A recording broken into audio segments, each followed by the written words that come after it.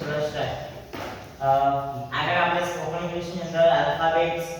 અને એની પછી આપણે એના જે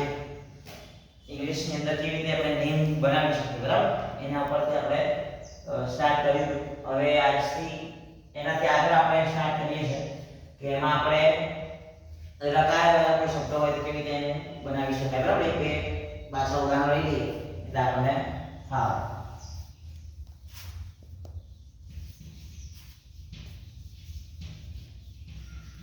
चलो आने આપણે બનાવી ચલો આની અંદર વ છે હા પ્લસ આમાં હસવાઈ છે હસવાઈ એટલે આની ઈ પ્લસ ના છે પ્લસ દીર્ઘઈ છે એટલે મોટી ઈ આવશે હા પ્લસ તો અને પ્લસ આ અને તમે ના લખો તો પણ ચાલે પણ જો ના લખો તો તમે આખો રાખવાનો છે બરાબર ચલો આને હવે વ એટલે આપણે વી કહીશું નાની ઈ છે એટલે આય બરાબર ન માટે એન મોટી ઈ છે એટલે ડબલ ઈ પ્લસ ટ માટે ટ અને એટલે હવે આપણે આને આખું જે છે ને ભેગું કરીએ V I N double E T હવે આપણે આ એ ને છેલ્લો એક જ છે એટલે લેવાની જરૂર નથી જો બે એ આવતા હોય તમે એક એ લઈ શકો તો વિનીત આ રીતે પણ તમે લખી શકો અને મોટા ભાગે આપણે વિનીત ને આ રીતે પણ લખીએ છીએ બરાબર હા પણ જો આ નામ પ્રમાણે જોવા જઈએ આપણે તો આ રીતે લખી શકો બરાબર એવું એવું નામ છે નીતિન બરાબર સેમ છે હસવાઈ દીર્ઘઈ બરાબર એ પ્રમાણે છે તો આપણે આને ન પ્લસ નાની હસવાઈ આવે તો નાની યાદ રાખવાનું બરાબર છે પછી ત છે પછી દીર્ઘઈ છે એટલે મોટી પ્લસ ન અને પ્લસ ચલો ન છે એટલે એન નાની ઈ માટે આર પ્લસ ત છે ટી આવશે પ્લસ દીર્ઘઈ એટલે ડબલ ઈ પ્લસ એન અને છેલ્લે અ છે એનો ઉલ્લેખ કરો તો પણ ચાલે અને ના કરો તો પણ ચાલે હવે પછી આ નામમાં આપણે જે છેલ્લો અક્ષર આવશે બરાબર એને આપણે ફોલો કરીશું નહીં સાદું હશે તેને ફોલો નહીં કરીએ ચલો હવે આને ભેગું કરી દઈએ એટલે બનશે N I T double E N આ એને આપણે અહીંયા ધ્યાને લેતા જો બે એ આવે તો અમે એક એ ધ્યાનમાં લેવાનું જો બે એ આવશે ને તો આપણે એક એ નો ઉલ્લેખ કરીશું પણ એક આવે તો ધ્યાનમાં લેવાનો નથી એટલે નીતિન આ રીતે પણ લખી શકો અને મોટા ભાગે આપણે અત્યારે ટૂંકમાં પણ તેટલા આ પ્રમાણે લખીએ છીએ બરાબર અને આપણે આ પ્રમાણે જોવા જઈએ દીર્ઘઈ વાળું તો આ રીતે લખી શકીએ છીએ બરાબર હવે આપણે રકાર વાળો પણ જોડી લઈએ બરાબર ચલો રકાર હોય એટલે આગળ શીખવાડ્યું તમે કે રકાર હોય એટલે પહેલા આવે અક્ષર પછી આવે બરાબર હર્ષ એવું બોલાશે એટલે પહેલા હ વત્તા રકાર આવે એટલે પહેલો ર લખી દેવાનો પણ થોડો એની જોડે કોઈ સ્વર આવે નહીં એટલે અ આ ઈ કોઈ પણ નહીં આવે પછી ષષટ કોણ આવે પછી અ આવશે ને છેલ્લે દ આપણે એને થોડું નથી રાખતા બરાબર છેલ્લે ચલો જો અહીંયા યાદ રાખી લેજો હંમેશા ફરી એકવાર બોલું છું કે રકાર આવે તો પહેલા ર નો ઉલ્લેખ આવે ઉચ્ચારમાં આપણે બોલીએ તો પહેલા રકાર હોય એટલે ર પહેલા બોલાય અને જેની ઉપર રકાર છે શબ્દ પછી બોલાય પરંતુ જો ચીરફાડના અક્ષરો હોય પ્રકારમાં પ્રકાશમાં બરાબર તો પહેલા જે અક્ષરમાં છે તે અક્ષર પહેલો અને પાછળથી એનો ઉલ્લેખ થશે ચલો હ છે એટલે h અહીંયા a પ્લસ r કોઈ સ્વર નથી એટલે ડાયરેક્ટ r જ આવશે ષષટકોણ છે એટલે sh અહીંયા a પ્લસ દ માટે શું આવે છે કેપિટલ d સ્મોલ આવશે d એટલે આનું નામ બનશે h a r s h a d બરાબર ચલો ક્લિયર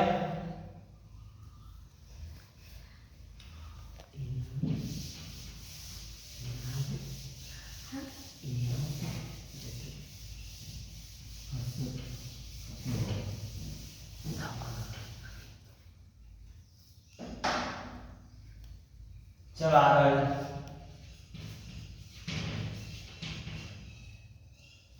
ચલો આમાં પહેલા ન હસવાઈ એટલે નાની કુંજ બોલે ને કુંજ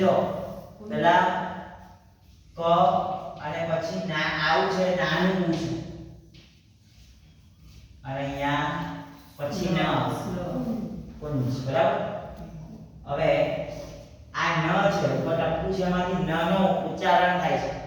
તો આ ન નું જે ઉચ્ચારણ થાય છે તો આપણે ન ખોળો જ રાખીશું પણ અડધો જ આવશે અને છેલ્લે જ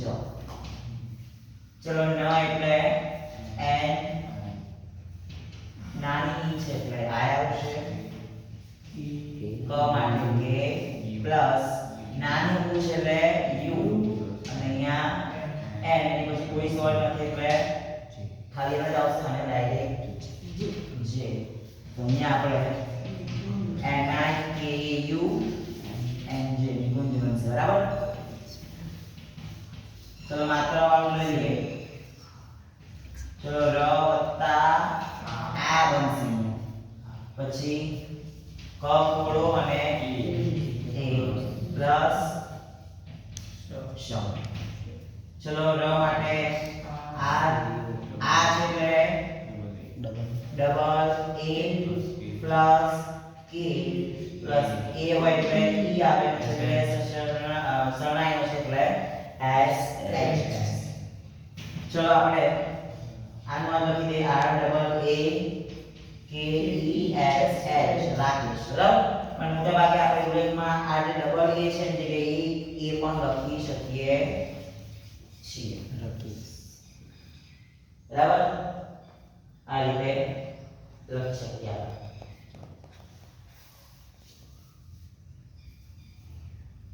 એટલે સાદા શબ્દો જોયા આપણે અનુસ્વાર વાળા પણ જોવાના છે હજી બરાબર આ ન અને મનો ઉચ્ચારણ થાય એવા પણ જોયા હતા આગળ રકાર વાળા પણ જોઈ લીધા હવે આપણે અડધા ન દ્ર એવા બધા જોઈશું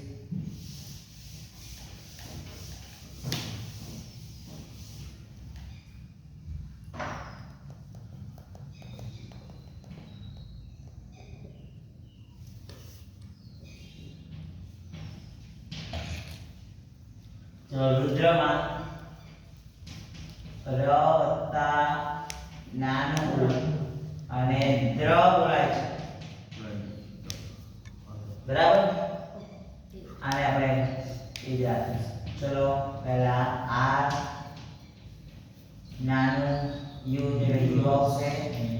ડ ખોડો અને પછી આ એટલે બનશે રુદ્ર પણ અમુક વાર ઇંગ્લિશ માટે જોવા જઈએ તો આ બની જાય રુદ્રા બરાબર અને આપણી રીતે લખીએ તો રુદ્ર બરાબર ચલો પછી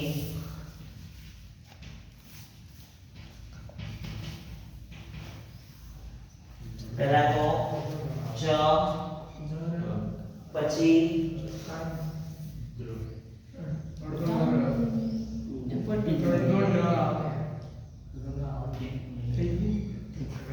ચલો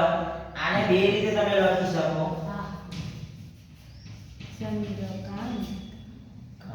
બરાબર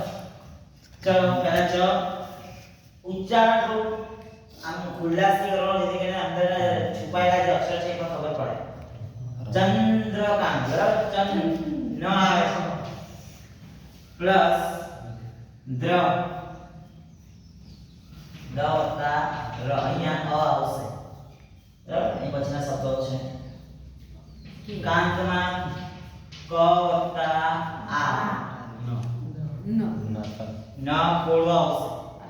અને છેલ્લો તો ચલો ચ એટલે CH પ્લસ N D એક જ મિનિટ અહીંયા અ રહ્યું એટલે અહીંયા A પ્લસ N પછી દ અડધો છે એટલે D એટલો જ આવશે પ્લસ R પ્લસ A ક માટે K આવશે આ છે એટલે ડબલ A અહીંયા N અધૂરો આવશે અને ડાયરેક્ટ ત માટે T ચલો આને ભેગા કરી દઈએ CHAN D R A K double A N T પણ ટૂંકમાં લખવા માટે આપણે એને આ ડબલ A ની જગ્યાએ એક A નો પણ ઉપયોગ કરી શકીએ છીએ બરાબર આમાંથી કોઈ પણ તમે લખી શકો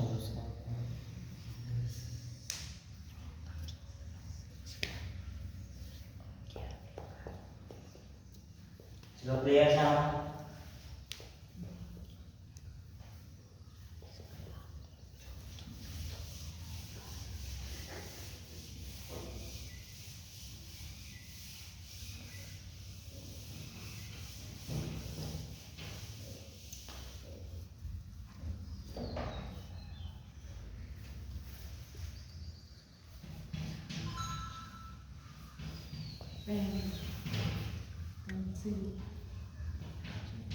ચલો હવે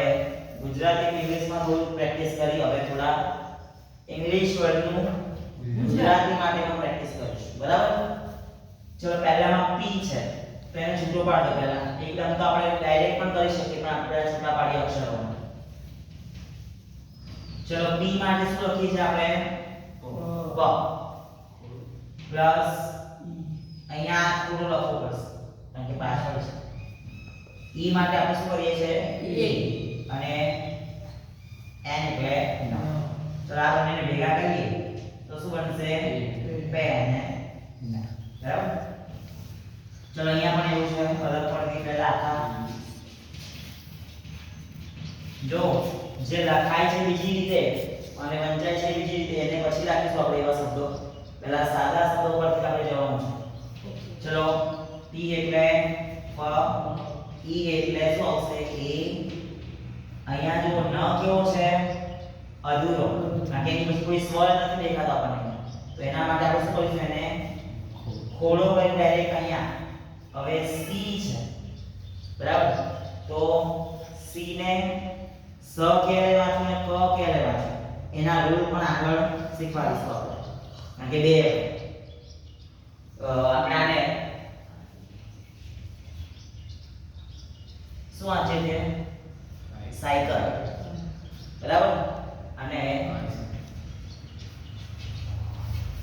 આને વાંચે છે કેલેન્ડર આ સ જે છે એ ક થઈ ગયો અને આ સ છે શું થઈ ગયો સ પછી અહીંયા કોણ એટલે ક થઈ ગયો તો આ રૂલ છે કે સેના પછી શું આવે તો એને ક વાંચો અને શું આવે તો બરાબર ત્રણ વર્ડ કીધેલા છે હા ચલો અહીંયા આપણે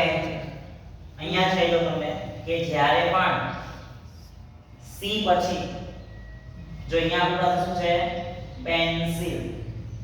C પછીનો અક્ષર શું છે I તો અહીંયા શું બોલાયું C એટલે સ અહીંયા સાયકલ શું આવે પાછળ Y તો પણ શું બોલાયું અને સ પણ જ્યારે A આવે બરાબર પછી અહીંયા એક બીજો શબ્દ લઈએ સેન્ટર આવ્યો તો આપણી પાસે ત્રણ અહીંયાથી નીકળી ગયા તો જ્યારે પણ C પછી જ્યારે પણ C પછી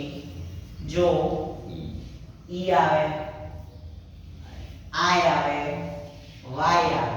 ત્યારે C ને આપણે શું વાંચીશું સ વાંચીશું બરાબર એટલે અહીંયા આપણે ઉલ્લેખ કરીશું સ પછી જો એના વગરના આવે બધા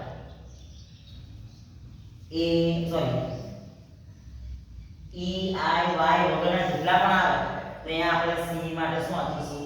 ક વાંચીશું બરાબર અને એમ ખાસ રાખજો ચલો I ક્યારે આવે નાની હોય ત્યારે અને છેલ્લે લ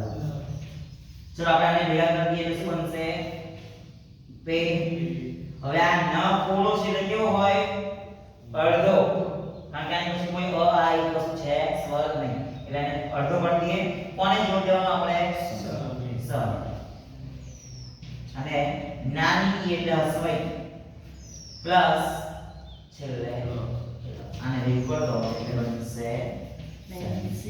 તમે આ રીતે પણ વાંચતા શીખી શકો અને પ્રેક્ટિસ કરી બરાબર ઘેરથી તમારે કોલ સાયકલ કેલેન્ડર અને સેન્ટર એનું આવી રીતે બનાવવાનું છે બરાબર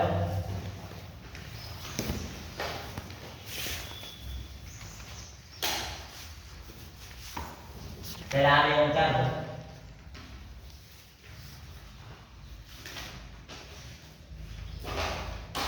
આ રૂલ્સ ફરી શીખવાડીશ ત્યારે લખાઈશ બરાબર કે સી ને ક ક્યારે વાંચવું અને સ ક્યારે વાંચવું